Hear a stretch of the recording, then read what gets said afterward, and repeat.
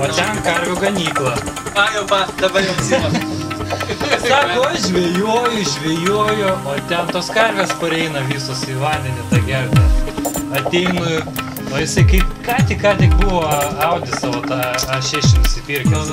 Ir taip patiko karviams tą spalvą. Visos priėjo prie tos Audinės ir pradėjo laižyti, supranti.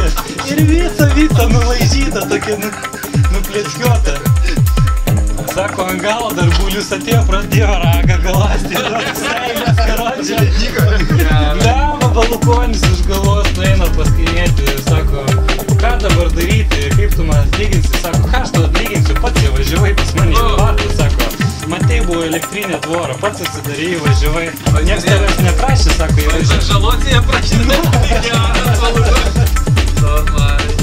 Čia ne, šalapė. Čia yra tikrai... Jo, tokia nedėdam. Čia yra grina pavarinė lapė. Būna karagės, kiek karagės. Čia tik lašiša.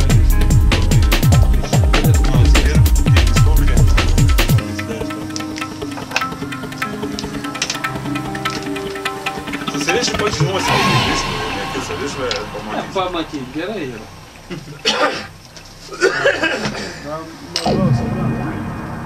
Maždaug supranti, ne?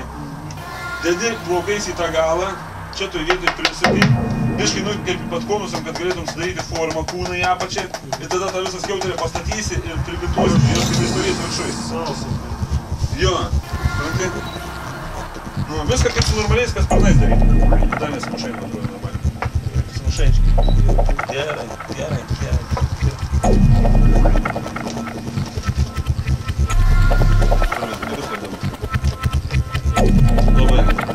Gerai, pats gazas prie tokį didelį darbą.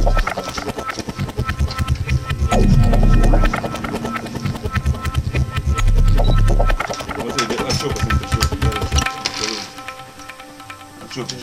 Skultivukai kaip yra? Niekas nekim sako šiandien, sako, blogą dieną, žinai, senuks. Žinai, praėjau gal kokį 15 metrų, žinai, Mepsą užmečiau skersai upės, traukiu. Blium, kažkas keistai, čim, paciečki, siet, ateik čia, žinai, su Mepsą. Lemba nepasiduoda, daryti šviek, stabdys ein, karočią nesusitvarkiau.